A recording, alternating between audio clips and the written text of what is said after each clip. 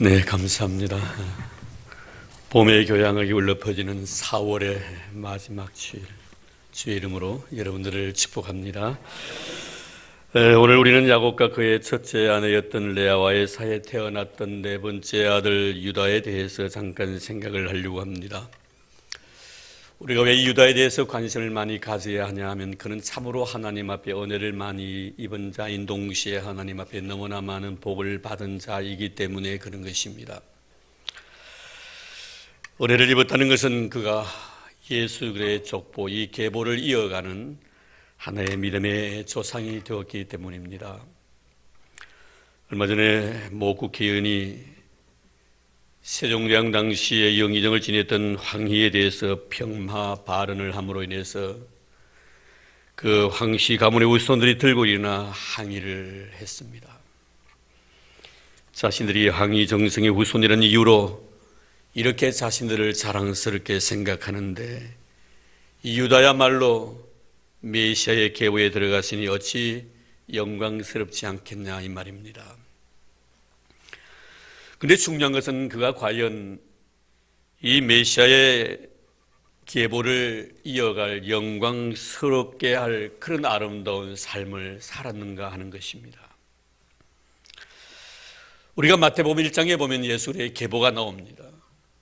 이 계보를 보면은 유다가 다말에게서 베레스와 세라를 낳았고라고 기록이 되어 있습니다. 유다가 다말에게서 베레스와 세라를 낳았다. 그럼 다말과 유다의 관계는 무엇인가? 다말이 유다의 아내였는가? 그렇지 않습니다. 바로 유다의 며느리였습니다. 창세기 38장에 자세히 기록이 되어져 있습니다.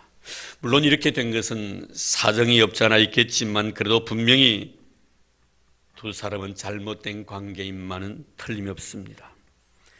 그럼에도 불구하고 그가 메시아의 족보에 들어가 있다는 것은 참으로 정말 영광스러운 일임에 분명합니다. 이 영광스러운 일이 바로 하나님께서 거기에 베푸셨던 은혜더라 이 말입니다. 오늘 찬양이 참 제 설교와 너무나 매치가 되어 참 은혜 많이 받았습니다. 그렇습니다. 하나님의 은혜로 있을 데 없는 자 왜 구속해 주는지 난 알 수 없도다. 하나님의 거룩한 영광에 참여할 만한 그런 의도 가치도 없지만 그가 예수 그리스도의 메시아의 계보를 이어갈 수 있었다는 것은 은혜 중에 은혜인 것입니다. 오늘 우리는 말씀을 보면은 야곱이 임종 직전에 자신의 아들들을 위해 축복 기도를 하면서 유다를 위한 기도 속에서 유다가 얼마나 많은 복을 받은 자인가 하는 것을 볼 수가 있습니다. 오늘 보면 8절에 보면 내 형제의 찬송이 될지라고 말씀합니다. 그리고 10절에 보면 규가 유다를 떠나지 아니하며 통치자의 지팡이가 그 발 사이에서 떠나지 아니하기를 실로가 오시기까지 이르니 그에게 모든 백성이 복종하리로다.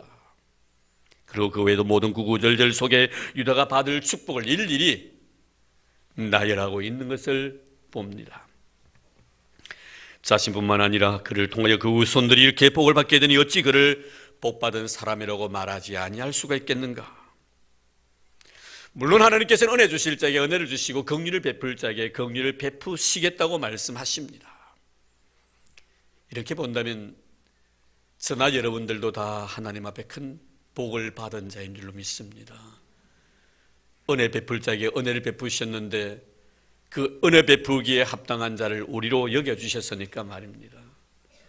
긍휼 베풀 자에게 긍휼을 베풀어 주신 우리 하느님 아버지신데 그 긍휼의 대상이 저와 여러분이니 어찌 우리가 하나님 앞에 복받은 자라고 말하지 아니할 수가 있겠는가?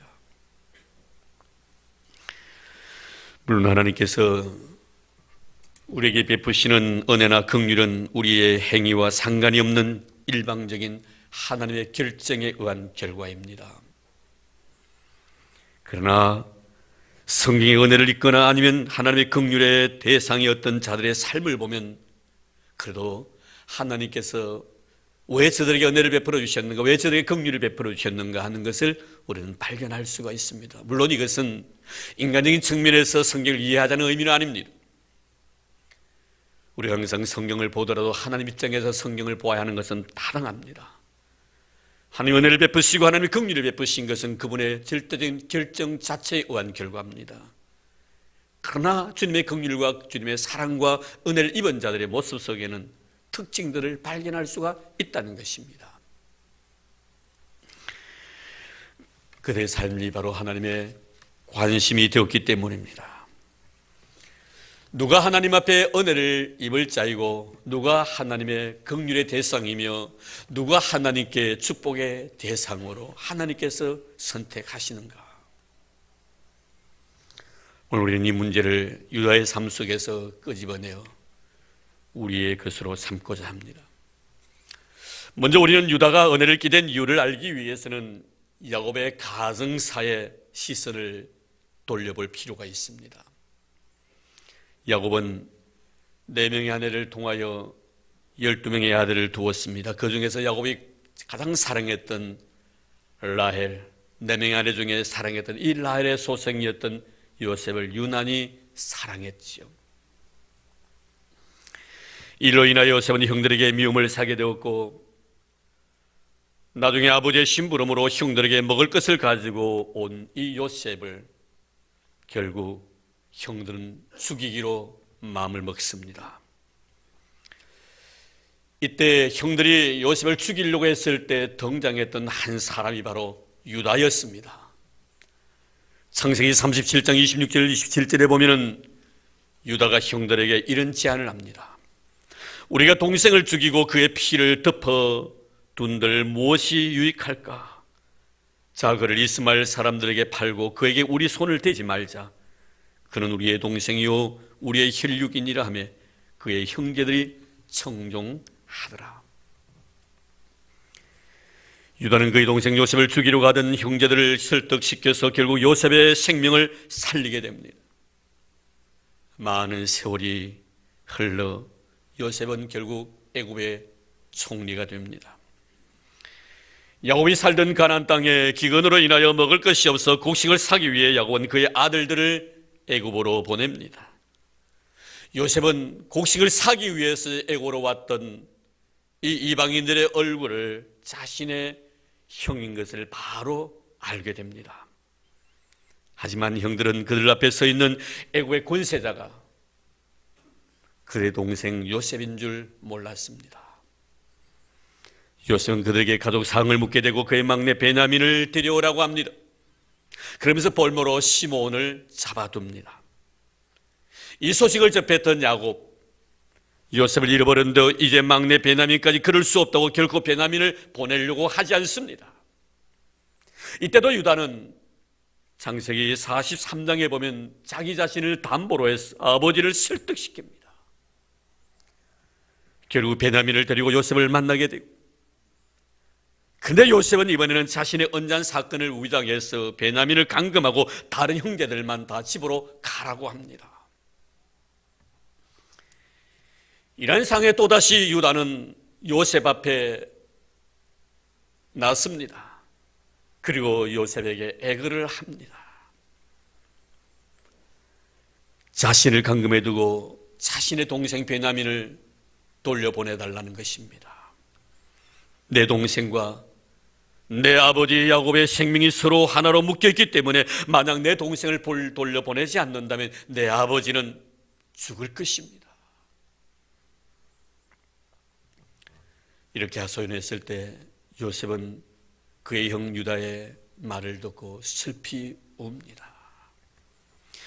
자신의 혈육의 정을 억제하지 못하고 큰 소리로 웁니다. 그리고 자신의 신분을 동생들에게 밝힙니다. 우린 지금까지 야곱의 가정사를 통해서 유다의 역할에 대해서 잠깐 생각해 보았습니다. 여기서 발견되어지는 유다의 특징이 무엇입니까? 그는 항상 선한 일을 위해서는 앞장서는 피스메이커의 역할을 한 사람입니다. 먼저 그의 형제들에 의해 요셉이 생명의 위기에 처했을 때 그의 동생의 생명을 구원한 일에 앞장섭니다. 그리고 시므온이 감금되고 아버지에게 설득을 시켜서 베냐민을 요셉에게로 데려가기도 했습니다. 뿐만 아니라 베냐민을 위해서 자신이 요셉의 종이 되겠다고 말한 자도 바로 유다였습니다. 참으로 아름다운 인품을 가진 사람입니다. 나의 권리를 다 포기하면서까지 너의 유익을 위해서 자신을 버릴 수 있었던 속이 참 따뜻했던 사람이었습니다. 사랑하는 성도 여러분, 우리는 너의 유익을 위해서 나를 얼마나 포기하며 살아가고 있는가 하는 것을 유다의 삶을 통하여 우리는 배워야 할 것입니다. 바울은 말합니다. 나의 유익을 구하지 말고 너의 유익을 구하는 자가 되라. 우리 주님의 십자가는 당신 자신을 위한 십자가가 아니라 바로 저와 여러분을 위한 십자가였습니다. 그 십자가의 사랑을 우리는 자그마나마 유다의 삶 속에서 배웁니다. 우리는 왜 하나님께서 예수의 계보를 요셉이 아닌 유다에게 주셨는가? 유다를 통하여 예수의 계보를 이어가시려고 하셨는가 하는 그 이유를 유다의 삶을 통하여 발견하게 됩니다. 그리고 이스라엘이 광야 생활할 때도 유다 지파의 활약상은 대단했었습니다. 민수기 10장 13절 14절 말씀에 보면 여호와께서 모세에게 명하신 것을 따라 행진하기를 시작하였는데 선두로 유다 자손의 진영의 궁계에 속한 자들이 그들의 진영별로 행진하였으니 광야 생활할 때도 항상 유다 지파는 앞장섰었습니다. 물론 우리는 잘 기억하고 있습니다. 항상 하나님이 이스라엘을 떠나지 아니하셨다는 사실, 낮에는 구름 기둥으로 밤에는 불 기둥으로 그들을 이끄시고 인도해 주시고 지키시고 보호해 주셨다는 사실. 하지만 여전히 이스라엘 공동체는 완숙되지 못한 예배 공동체였습니다. 어떤 상황 속에 적들이 그들을 향하여 돌진해 올 수 있는 그런 위기를 항상 느끼며 생활했었습니다. 그런데 그 위에 가장 앞장섰던 지파가 바로 유다 지파였습니다.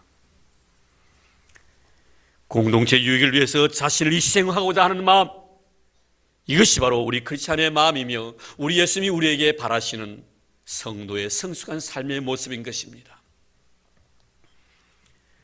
그리고 유다 지파는 가나안 정복에도 항상 앞장섰죠. 사사기 1장 1절 2절 보면 여호수아가 죽은 후에 이스라엘 자손이 여호와께 여쭈어 이르되 우리 가운데 누가 먼저 올라가서 가나안 족속과 싸우리까? 여호와께 이르시되 유다가 올라갈지나 보라 내가 이 땅을 그의 손에 넘겨주었노라. 이제 이스라엘 백성들은 가나안에 들어갔습니다. 가나안에 들어간 것은 아니라 모든 것이 다 마무리 지은 것은 아닙니다. 이제는 여호수아가 죽었습니다. 계속해서 곁에 있는 많은 적들과 대항해서 싸워야 했었습니다. 그렇다면은 가장 많이 희생되는 경우는 앞에 선자임에 분명합니다. 전쟁 시에는 아무나 앞장서는 것 아니지 않습니까? 누구를 앞장세웁니까? 가장 담대하고 철저하게 훈련된 자를 제일 선두에 서게 합니다. 가장 믿을 만한 자를 제일 선두에 세웁니다. 그러니까 내가 싸움의 현장에 가장 앞에 서 있다는 것은 그 전쟁을 주관하시는 분이 나를 가장 신뢰하고 있다는 증거인 것입니다. 교회 일도 마찬가지입니다. 어려운 일을 나에게 맡긴다는 것은 하나님이 나를 그만큼 신뢰하고 있다는 증거인 것입니다. 힘든 일을 나에게 맡긴다는 것은 하나님이 나를 믿고 계신다는 증거인 것입니다.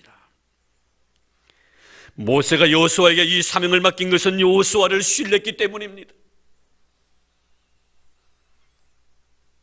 모세는 하나님 앞에 기도했고 이스라엘 백성 가장 앞장서서 전투를 벌였던 사람이 바로 여호수아였습니다. 그렇습니다.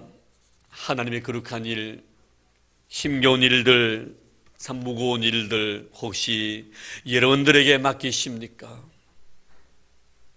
하나님이 나를 그만큼 신뢰하고 있다는 증거인 것입니다. 그래서 오늘 말씀에 보면은 이스라엘이 가나안에 도착하여 적들과 싸우려 할 때 하나님 유다에게 이렇게 말씀하십니다. 보라 내가 이 땅을 그의 손에 넘겨주었노라. 하나님께서 하나님의 기업을 누구에게 맡기십니까? 아무에게나 맡기지 않는다는 것입니다. 바로 유다와 같이 하나님의 신뢰를 받을 수 있는 자에게 하나님은 하나님의 기업을 맡기시는 것입니다. 하나님은 아브라함을 친구로 여길 정도로 아브라함을 신뢰했지요. 하나님은 하나님 당신 자신이 신뢰하는 자에게는 하나님 당신 자신의 비밀스러움까지 다 이야기를 하십니다. 창세기 18장 17절 말씀에 보면 여호와께서 이르시되 내가 하려는 것을 아브라함에게 숨기겠느냐. 얼마나 신뢰관계가 두터웠던 하는 것을 알 수가 있습니다. 여러분 마음 다 털어놓고 나의 비밀스러움을 이야기할 수 있는 대상이 있습니까?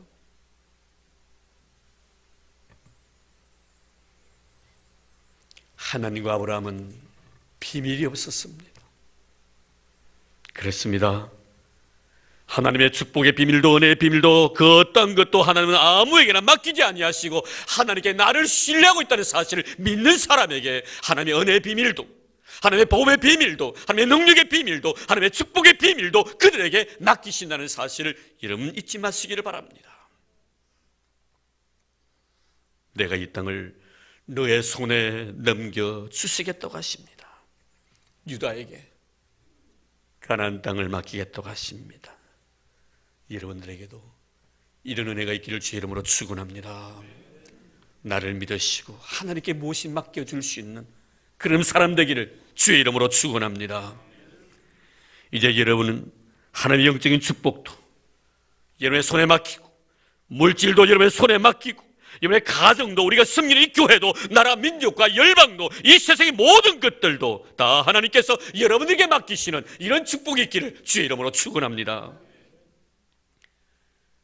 우린 지금까지 참 유다는 그의 며느리 다말과의 관계 속에서 베레스와 세라를 낳았고 베레스를 통하여 예수 그리스도의 계보를 이어가는 참 허물이 많은 사람이었습니다. 그러나 그의 허물 속에 그가 가지고 있었던 하나님의 은혜를 받을 수 있는 그릇이 그 속에 숨어져 있었다는 것도 우리는 보았습니다. 그러면 하나님께서 은혜 주신 자에게는 어떤 복을 주시는가? 오늘 마지막 야곱이 죽음 직전에 살아나들 유다를 위해서 축복해 주었던 그 기도 내용 속에서 우리는 이것을 발견하게 됩니다. 먼저 본문에 보면 내 형제의 찬송이 될지라 이렇게 말씀합니다. 원래 유다의 이름이 바로 찬송함이란 뜻의 의미입니다. 형제의 찬송이 될지라. 이 말씀은 똑같은 자격을 가진 형제들 가운데서 가장 뛰어난 자가 될 것이다. 그렇습니다. 여러분 교회 내에서도 다 하나님께 부르심을 입은 자들이지만 특별히 하나님께 신뢰를 받아 성도들 가운데 가장 하나님 앞에서 아름답게 쓰임받는 사람이 있습니다. 예수님의 제자 12명이었습니다. 그러나 그 중에서도 베드로와 야고보와 요한은 주님 앞에 특별한 사랑을 받은 자입니다. 더 귀하게 쓰임을 받았던 제자입니다.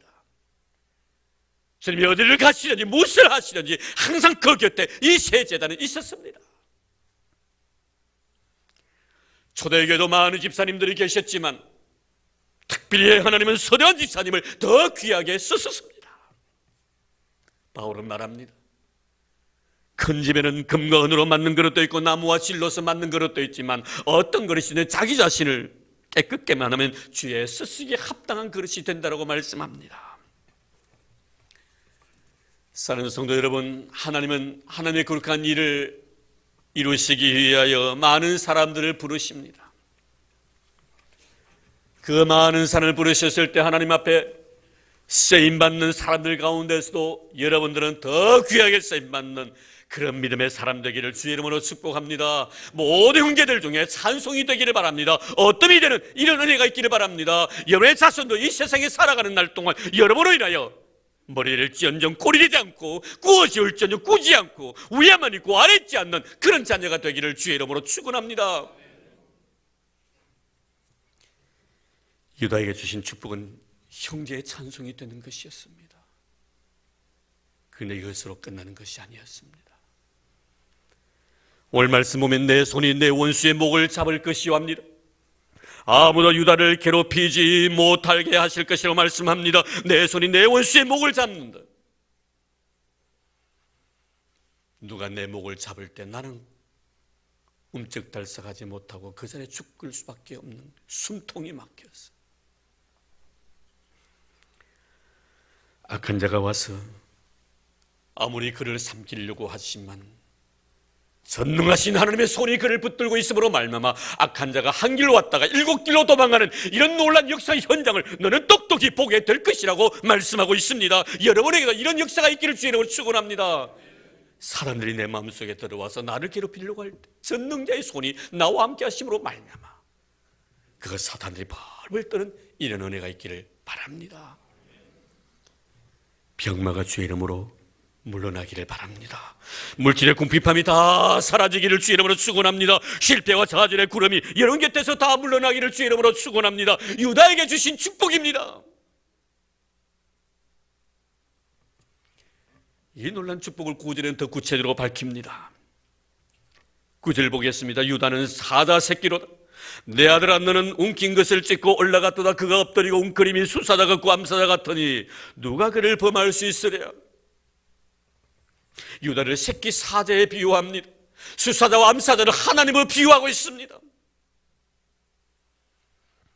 그런데 먹잇감을 먹고 있는데 이 어린 새끼 사자가 그 모습을 마치 수사자와 암사자가 그 곁에 지켜주는 것 같은 느낌을 가지고 지금 이 유다는 야곱은 유다를 축복하고 있는 것을 보게 됩니다. 그렇죠. 여러분, 우리가 동물의 세계를 보십시오. 어미 사자가 먹잇감을 가져옵니다. 그리고 새끼에게 줍니다. 그 새끼가 다 먹는 그 순간까지 어미 사자는 절대로 그 새끼를 떠나지 않습니다. 지금 먹이를 먹고 있는 것은 새끼 사자 이 유다인데 그 모습이 수사자 같고 암사자 같다는 것입니다. 누가 그를 호위하고 있습니까? 여호와 하나님께서 유다를 호위하고 있다는 것입니다. 아무도 그 먹잇감을 빼앗지 못하도록 말입니다. 아무도 유다를 대적할 자가 없도록 하나님께서 간섭할 자가 없도록 하나님이 유다를 지키시고 보호해 주신다는 사실입니다. 사랑하는 성도 여러분, 여러분의 인생이 이런 삶이 되기를 주의 이름으로 축복합니다. 여러분의 자녀들이 이런 은혜를 있기를 바랍니다. 여러분 후손들이 이런 은혜를 있기를 바랍니다. 어느 누구도 감히 간섭할 자가 없는 여호와 외에는 어느 누구도 나를 간섭할 자가 없는 그런 축복받은 여러분의 삶이 되기를 주의 이름으로 축원합니다. 보십시오 여러분, 아브라함의 하나님, 그 하나님은 아브라함을 지켜주셨습니다. 바로 왕 앞에서도 아비멜렉 왕 앞에서도 사라의 모든 것들을 다 지켜주었습니다. 사랍과 메삭과 아벤노고의 하나님을 보십시오. 그 품을 가운데서 그들을 지켜주신 하나님, 다니엘의 하나님을 보십시오. 사다굴 속에서 다니엘을 지켜주셨던 하나님, 그분이 그 사자가 세상의 권세가 그들을 삼키지 못했습니다. 사랑하는 성도 여러분, 하나님이 지켜주시면 누구도 여러분을 해하지 못할 줄로 믿습니다. 하나님의 야곱을 통해 유다에 주신 축복이 무엇입니까? 어느 누구도 감히 손댈 수가 없는, 아무도 유다의 영역을 침해할 수 없도록 하나님께 그 영역을 지켜주시겠다고 약속해 주셨습니다. 여러분의 삶의 영역을 어느 누구도 범하지 못하도록, 여러분의 자녀의 삶의 영역을 어느 누구도 범하지 못하도록 하나님께 지켜주실 줄로 믿습니다. 우리는 바로 유다 같은 믿음을 가지고 있기 때문입니다. 그리고 난 뒤에 10절 말씀에 보면 종기함의 축복까지 주시겠다고 약속을 합니다. 10절 보겠습니다. 규가 유다를 떠나지 아니하며 통치의 지팡이가 그 발사에 떠나지 아니하기를 실로가 오시기까지 이르리니 그에게 모든 백성이 복종하리로다. 유다의 후손에게서 대대로 고관과 그리고 지도자들이 많이 나올 것이라는 의미입니다. 그렇습니다. 유다의 후손 속에서 20명의 왕이 나왔으니까 말입니다. 대단하지 않습니까 여러분? 인류 역사상 이런 가계를 이루는 사람이 없습니다. 유다의 후손이 20명이나 하나님의 그렇게 위대한 역사에 참여했다는 사실입니다. 아브라함과 이삭과 야곱이 주셨던 이 놀라운 특권이 유다에게 주어졌다는 것입니다. 그리고 오늘 본문 말씀 보면 실로라는 지명의 영적 의미는 바로 메시아라는 뜻입니다. 실로가 오시기까지 모든 백성이 그에게 복종하리라 하신 말씀은 예수께 이 세상에 오시기까지 유다의 후손에게 하나님이 존귀함의 축복을 주시겠다고 약속하신 것입니다. 그렇습니다 여러분, 우리 예수의 재림의 그날까지 여러분 다 존귀함의 복을 받기를 주의 이름으로 축복합니다. 여러분의 자손들이 존귀함의 복을 받기를 바랍니다. 하나님의 원하심입니다. 유다를 통해 주시고자 원하신 이 놀라운 축복입니다. 이 복이 여러분의 삶 속에 이루어지기를 주의 이름으로 축원합니다. 한 사람으로 인하여 참이토록 아름다운 가정과 가문이 복을 받는 모습, 여러분 한 사람으로 인하여 여러분의 가정뿐만이 아니라 가정이 복을 받고 가문이 복을 받고 우리가 섬기는 이 교회가 복이 되고 나라 민족과 열방이 여러분 한 사람으로 인하여 복을 받는 그런 은혜가 있기를 주의 이름으로 축원합니다. 그리고 마지막으로 유다에게 임할 축복은 오늘 본문에 보니 평화와 풍요의 복을 주시겠다고 하십니다. 11절 12절입니다. 그의 나귀를 포도나무에 매며 그의 암나귀 새끼를 아름다운 포도나무에 맬 것이며 또 그 옷을 포도주에 빨며 그의 복장을 포도주에 빨리로다. 그의 눈은 포도주로 인하여 붉겠고 그의 이는 우유로 말미암아 희리로다. 나귀가 나옵니다. 나귀를 포도나무에 매겠다는 것입니다. 그리고 그 포도나무에 맺혀든 포도 열매가 얼마나 많은지 주렁주렁 맺혀 있는 것을 말합니다. 나귀는 바로 평화를 상징하지요. 우리 예수님이 세상의 평화 양으로 오시고 십자가 지시기 위하여 예루살렘으로 가실 때 아무 사람도 타보지 아니했던 어린 나귀 새끼의 등을 타고 가셨습니다. 평화를 상징합니다. 하나님께서 유다와 유다 후손들에게 평화의 복을 주시겠다는 약속입니다.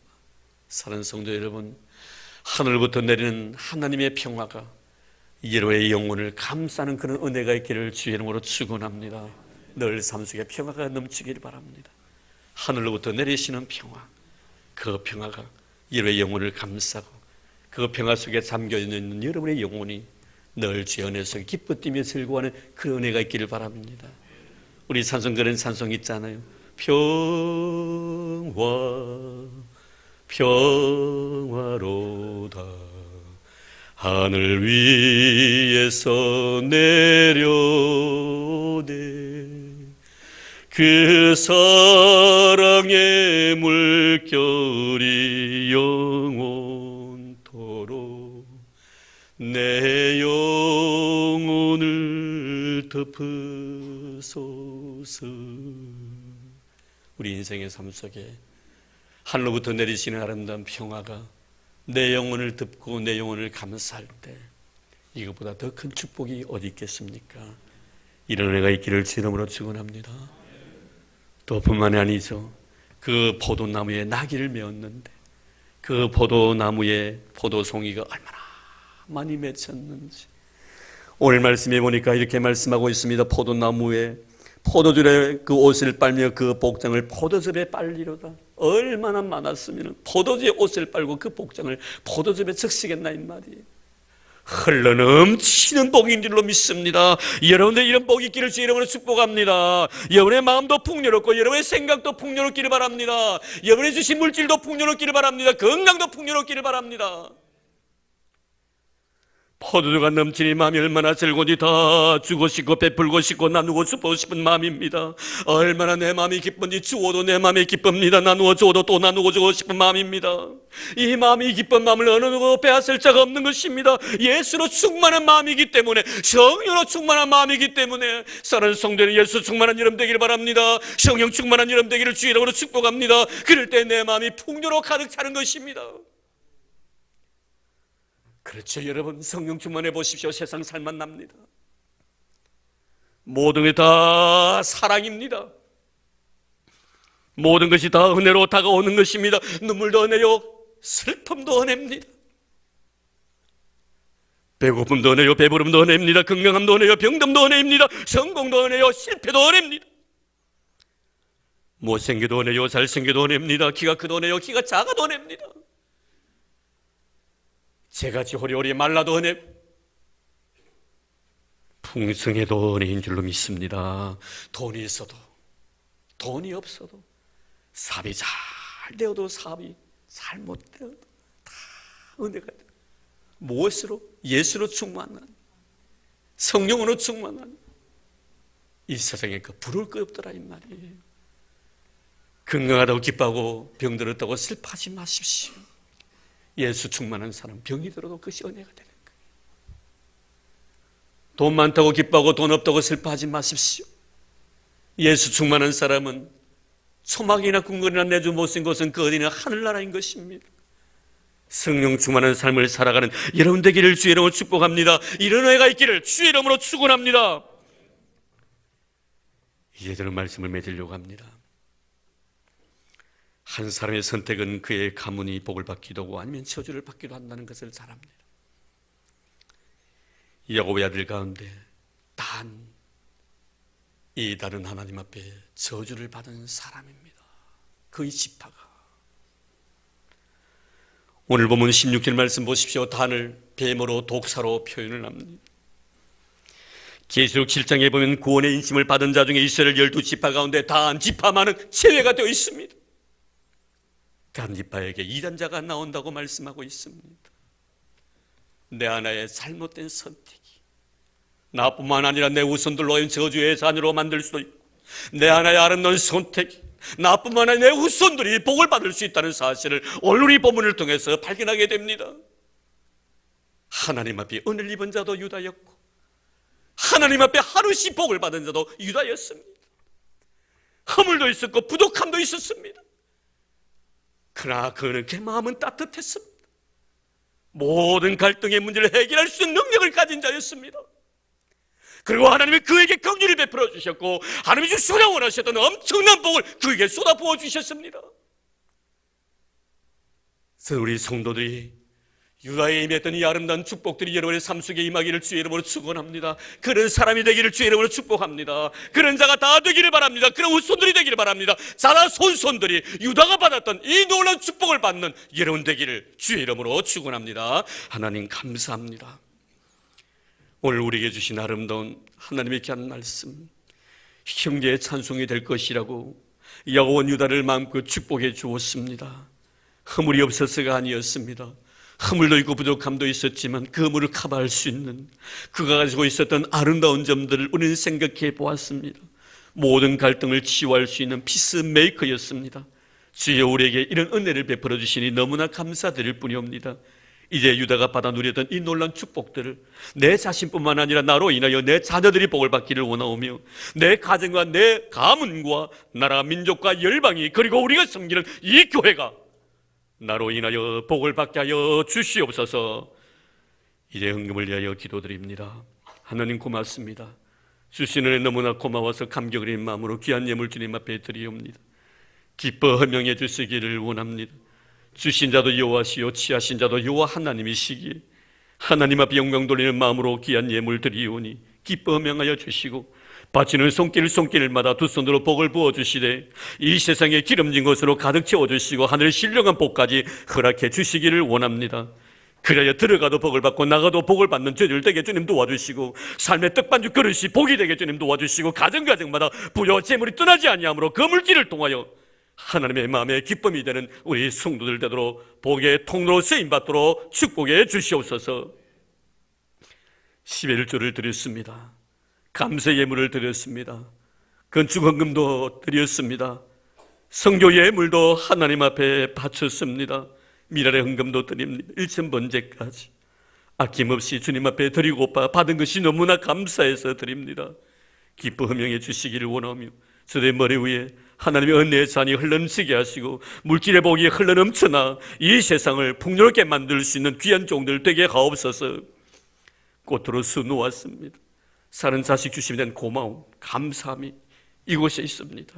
아픔 속에서도 주의 사랑을 바라보게 도와주셨고 힘든 가운데서도 주의 은혜를 말할 수 없는 고요함 속에 느낄 수 있게 해주심도 감사드리옵니다. 누워있는 내 자식을 바라보며 하나님의 은혜의 선물임을 알고 날마다 감격스러워하는 그 아름다운 마음 주신 우리 하나님 앞에 찬양합니다. 주의 귀한 종을 축복하소서. 가정을 복되게 하소서. 우리 신의를 복되게 하여 주옵소서. 이 땅에서 누리지 못한 자유함을 저 천국에서 마음껏 누리게 하시고 이 땅에서 누리지 못하는 축복들을 저 천국에서 어느 누구보다도 많이 누릴 수 있는 우리 신의가 되도록 도와주시옵소서. 아버지 어머니의 그 고귀한 신앙이 우리 신의 영혼 속에 흘러넘쳐 주님을 향한 뜨거운 신앙의 고백과 그 열정이 하늘을 향하여 나아갈 수 있도록 주님 도와주시기를 원합니다. 우리 산 집사님 네 분에게 남은 생에도 복되게 하시고 우리 교회 보내주시 우리 교회에 복등이 되게 만들어 주셨사오니 하나님 우리 교회 우리 산 집사님 네 분을 통하여 은혜 있게 하신 우리 하나님을 찬양합니다. 남은 세월도 하나님의 영광을 바라보게 도와주시옵시고 더 많은 것들을 소망하며 아름다운 비전을 이루어 나갈 수 있는 믿음의 신실한 종들 되게 하옵소서. 우리 교회를 사랑하시고 우리 성도를 사랑해 주시고 마음껏 복을 부어주신 마음복에 걸어주신 예수님 이름으로 감사하며 기도드리옵나이다. 아멘.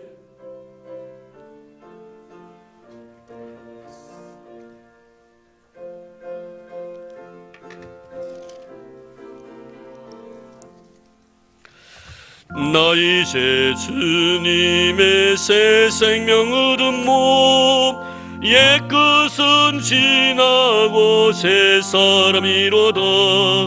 그 생명 내 맘에 강같이 흐르고 그 사랑 내게서 해같이 빛난다.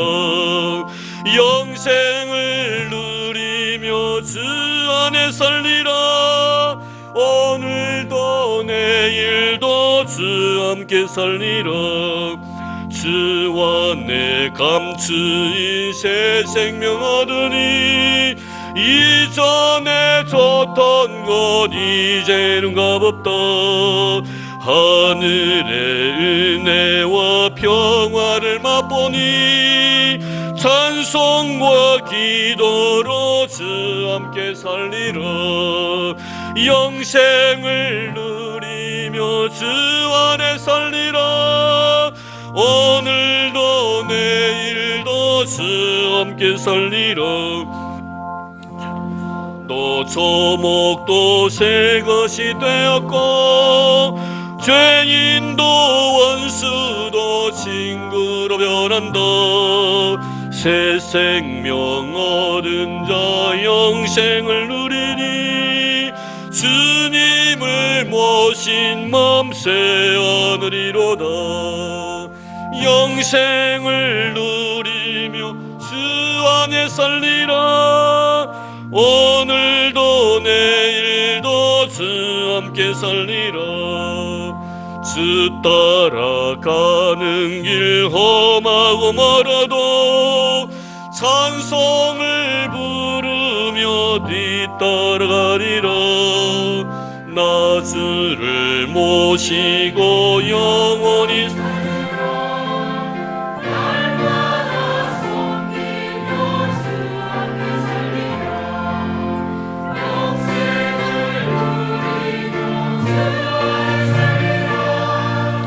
오늘도 내일도 주 함께 살리라. 아멘. 교회 소식 알려드립니다. 주보 참고해 주시기를 바랍니다. 네, 찬양 예배는 우리 남성교회 연합 헌신 예배로 드립니다. 우리 성도님들 많이 참여해 주시고 은혜 받는 시간 되기를 바랍니다. 주일 경건하게 좀 보내시면 더 좋겠고요. 예배에 참여하는 횟수가 좀 많아지시면 더 좋겠습니다. 네, 예배 마치고 난 뒤에 우리 기간별 원래 모임이 있겠고요. 그리고 심야 기도회는 5월 1일, 네, 1일입니다. 1일 금요일 오후 9시에 시온 예배실에서 이제 심야 기도회를 드립니다. 대신 토요 새벽 기도회는 휴회를 합니다. 성도님들 그렇게 기억해 주시기를 바랍니다. 네, 제자들 기억해 주시고요. 그리고 이번 주 토요일은 오전 10시에 교회 대청소가 있습니다. 성도님들 많이 오셔서 같이 참여해 주시고 또 식사는 교회에서 제공하도록 하겠습니다. 네, 교우 소식입니다. 우리 김용섭 우리 명예 집사님 이사를 하셨습니다. 축하해 주시기를 바라고요. 또 우리 박기범 집사님, 도경민 집사님의 아들 규성이가 입대를 했습니다. 위에서 많이 기도해 주시기를 바랍니다. 네, 다음 주 우리 당회가 있겠고요. 어린이주일을 다음 주를 지킵니다. 오늘 유아세를 받기를 원하는 사람은 저를 만나고 가시기를 바랍니다. 찬양 예배 후에 잠깐 만나면 좋겠네요. 시간이 좀 여의치 못해가지고요. 기억해 주시기 바랍니다. 바자에 많이 여러분 신경 써주시고 관심도 많이 가져주시길 바랍니다.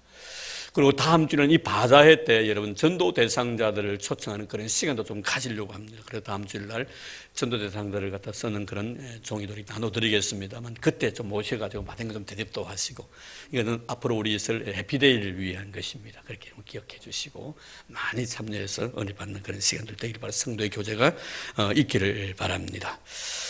제 어머니 학교를 위해서 기도 많이 해주시기를 바라고요. 많이 참여해 주시기를 바랍니다. 계속 광고 나갑니다. 5월 봉사자들 기억해 주시기를 바랍니다. 그리고 다음 주일 날은 우리 교구별로 예배드리는 거 잊지 마시고요.